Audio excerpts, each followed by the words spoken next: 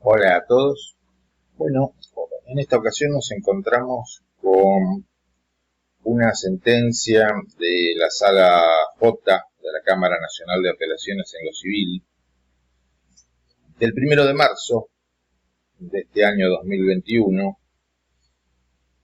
Un caso realmente interesante que para entenderlo completamente necesitamos, además de leer esta sentencia, examinar también la de primera instancia. Y más aún, conviene también darle una mirada a un antecedente citado en la sentencia de primera instancia. Así que junto con este video ustedes van a tener los tres fallos. Básicamente el caso es el siguiente. Se trata de daños sufridos por una pasajera que viajaba en un micro y sufrió una serie de lesiones como consecuencia de un choque y demandó a la empresa de transportes y también citó en garantía a la aseguradora. No nos vamos a ocupar del caso en lo referido a la responsabilidad, porque en primera instancia se condenó a la empresa de transportes y eso quedó firme en Cámara. La discusión de Cámara fue por dos cuestiones puntuales. Por un lado, por la tasa de interés y por otro lado, por el límite de cobertura de el seguro de responsabilidad civil. Así que vamos a analizar estos dos temas por separado, dos temas que, como ustedes saben, han traído y creo que van a seguir trayendo enorme cantidad de discusiones derivadas de un hecho básico. Vivimos en una economía inflacionaria, qué novedad, y eso hace que la depreciación del valor de la moneda genere que en muchos casos sea más conveniente no cumplir o dilatar el cumplimiento de una obligación que hacerlo en fecha, porque el acreedor termina recibiendo muchas veces montos que son inferiores al valor que hubiera merecido recibir. Y utilizo la palabra valor a propósito. Entonces vamos a ver estas dos cuestiones. En cuanto a la tasa de interés, no nos olvidemos que estamos en el ámbito de la Cámara Nacional en lo Civil. La sentencia de primera instancia estableció que los intereses serán calculados desde la fecha del hecho y hasta el momento del efectivo pago a la tasa activa cartera general préstamos nominal actual vencida a 30 días del Banco de la Nación Argentina. Y agrego algo que vamos a ver también. Establece eso y además dice, luego, si no se paga, a partir del momento de la mora, se aplicará una tasa equivalente al doble de la tasa activa. O sea, tasa activa desde la fecha del hecho hasta el efectivo pago y si no se cumple con ese pago, a partir de la mora, doble tasa activa. Es decir, que si la tasa activa fuera de, digo cualquier cosa, 35% anual, a partir de la mora en el efectivo pago de la sentencia, sería de 70%. Y acá tengamos en cuenta lo siguiente. En el ámbito de la Cámara Nacional en lo civil está vigente el plenario Zamudio, que establece la aplicación de tasa activa desde el momento del hecho hasta el efectivo pago, con una aclaración o con un agregado que es el siguiente: salvo que los jueces consideren que en ese caso puntual la aplicación de esa tasa generaría un enriquecimiento indebido o un enriquecimiento sin causa, lo que produce que en la práctica algunas salas de la Cámara Nacional en lo civil apliquen desde el momento del hecho y hasta el momento de la cuantificación de los daños una tasa pura del 6 o del 8% anual, y recién a partir del momento de la cuantificación de los daños en adelante apliquen la tasa activa. Eso lo hacen algunas salas y algunos jueces de primera instancia, similar a lo que ahora está haciendo la Suprema Corte de Buenos Aires, con la diferencia de que si bien aplica tasa pura desde el momento del hecho hasta el momento de la cuantificación, a partir de allí lo que aplica es una tasa pasiva, peor todavía, la tasa pasiva más alta, pero la tasa pasiva, no la tasa activa como en estos casos. Las diferencias de montos en los intereses pueden ser muy grandes, sobre todo cuantos más años hayan transcurrido desde el momento en que se produjo el hecho dañoso, por este tema de esta economía inflacionaria en la que vivimos. Acá, ¿qué nos va a decir la Cámara? O mejor dicho, ¿qué nos va a decir esta sala de la Cámara en lo civil?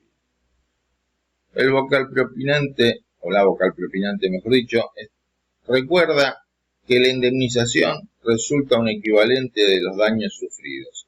Y más allá de la fijación de valores actuales, es decir, que se cuantifique el daño a la fecha de la sentencia, los réditos, los intereses, son los que compensan la demora en el pago de la debida reparación por no haber cumplido inmediatamente el responsable con su obligación de resarcir, debiendo ponderarse todo el tiempo transcurrido sin que el acreedor haya visto satisfecho su crédito indemnizatorio. Fíjense que acá estamos hablando de algo del 2009. El evento dañoso es el 2009. La inflación que ha habido desde esa época y la diferencia de tasas es muy grande.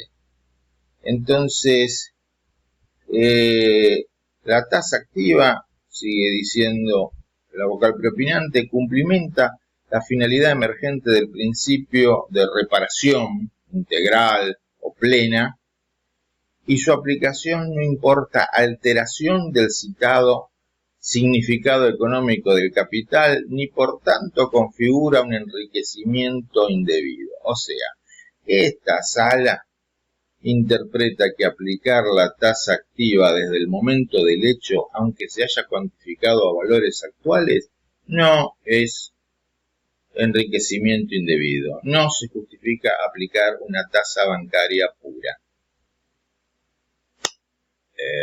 ¿Hace las cuentas? ¿Muestra los números para llegar a esta conclusión? No, no lo hace.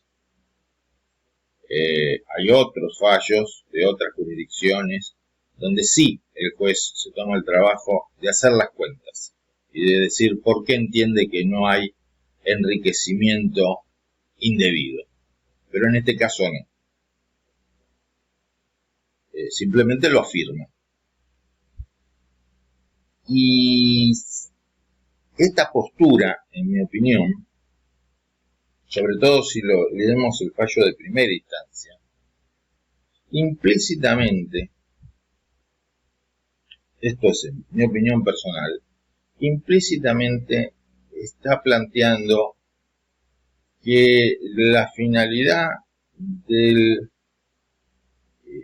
interés moratorio no es meramente resarcitorio, aunque en los fallos así lo digan. sino que tiene también una finalidad punitiva, digamos así. Una finalidad de castigar al deudor que dilató el cumplimiento de sus obligaciones. Que no sea negocio hacer eso. A veces se observa hasta, en mi opinión, una cierta contradicción entre los argumentos y la solución, porque se insiste mucho en que se trata de una reparación, pero me parece que se va más allá. Se trata también de castigar al autor del daño y de desalentarlo a que contribuya con esas prácticas. Entonces tiene una finalidad reparatoria y una finalidad disuasiva, la aplicación de tasa. En cambio, aquellos que entienden que si se cuantificó a valores actuales, hay que aplicar una tasa pura desde el momento de los hechos hasta el momento de la cuantificación y recién a partir de ahí una tasa bancaria, creo que ahí la finalidad reparatoria es más clara. No quiero decir que el resultado sea más justo, es un tema para analizar. Entonces, la Cámara confirma esta solución. La Cámara confirma la solución del juzgado de primera instancia. Y respecto de la aplicación de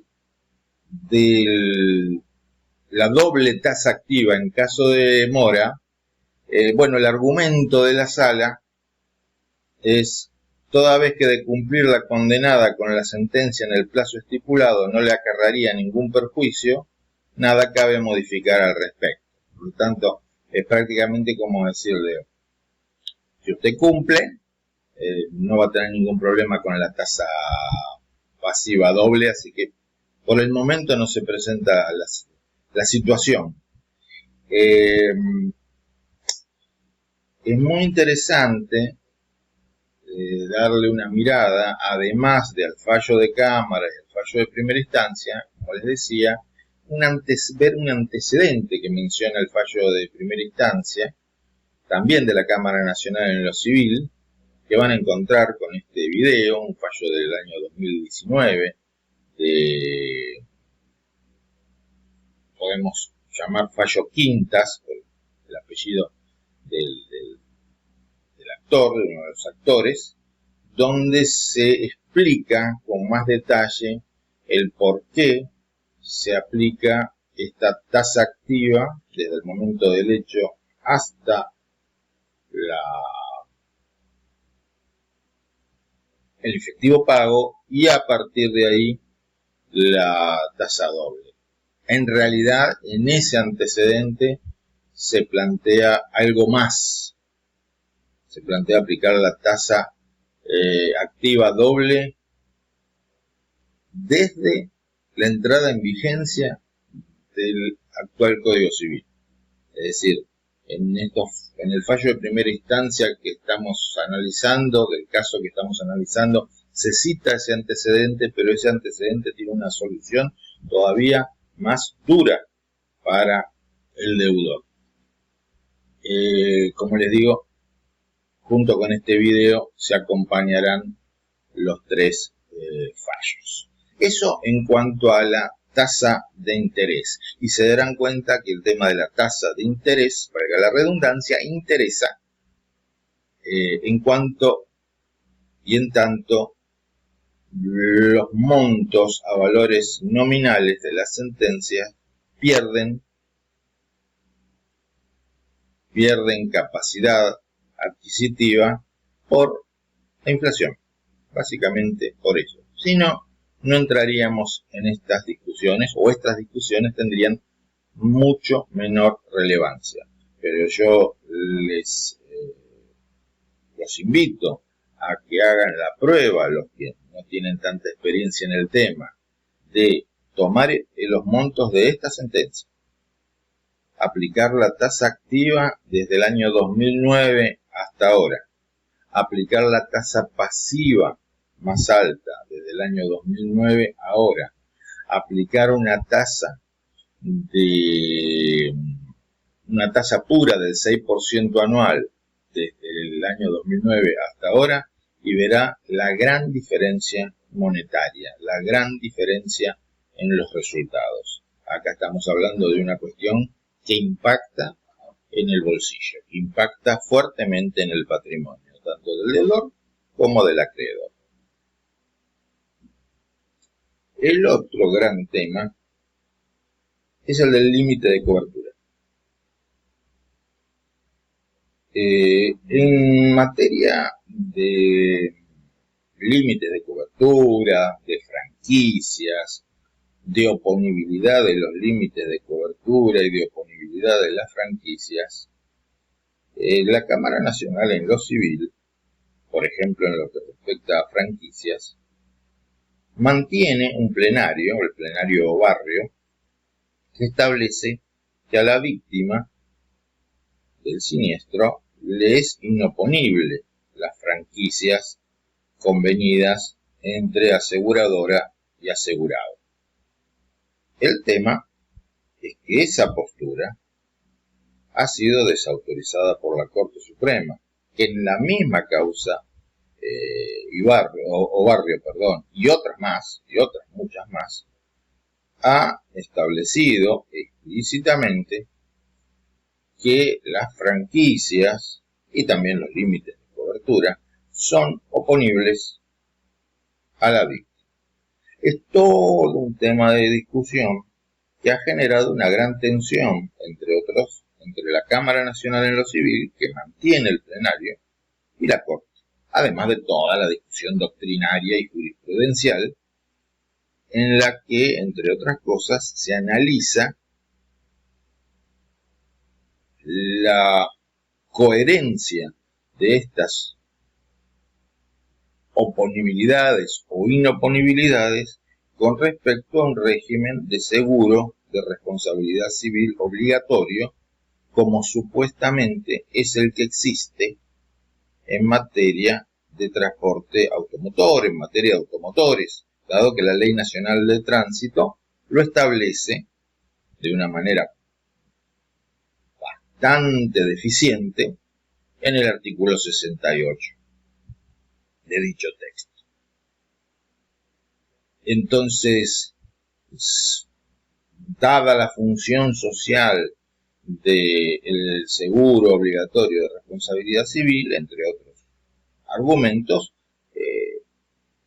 algunos autores, algunos doctrinarios, algunos jueces entienden que las franquicias y los límites de cobertura no pueden ser oponibles a la víctima,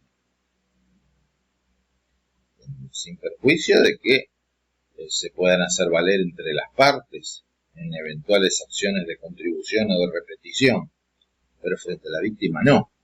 En cambio, otra postura más clásica entiende que sí, que son oponibles, que el seguro no puede ser obligado a cumplir en un monto o en condiciones diferentes a las que se hayan pactado en la póliza de seguro, que además estuvo aprobada por la Superintendencia de Seguros de la Nación.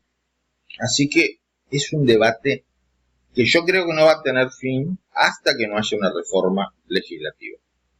Me parece que no hay posibilidades de solución hasta que no haya una reforma legislativa que adopte una u otra postura con claridad.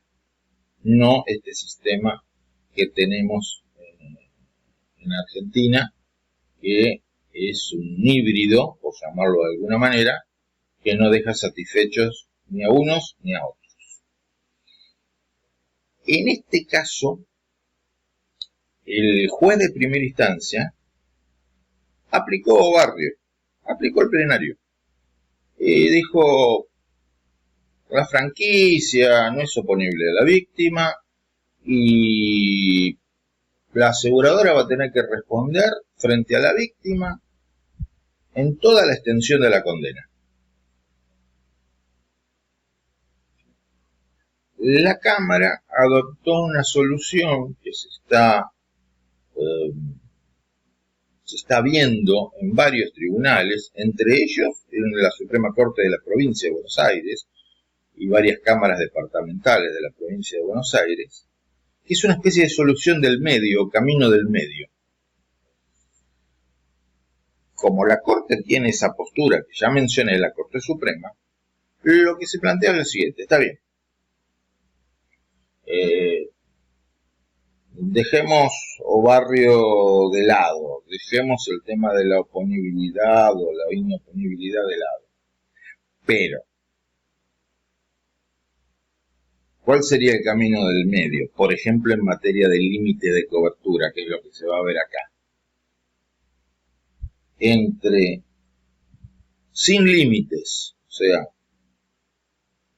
se responde en toda la extensión a la condena, o el otro extremo sería el límite pactado en la póliza original, que tal vez es una póliza, bueno, la póliza del 2009, por ejemplo, en ese caso, lo que podría conducir a un resultado insignificante, irrisorio, totalmente injusto.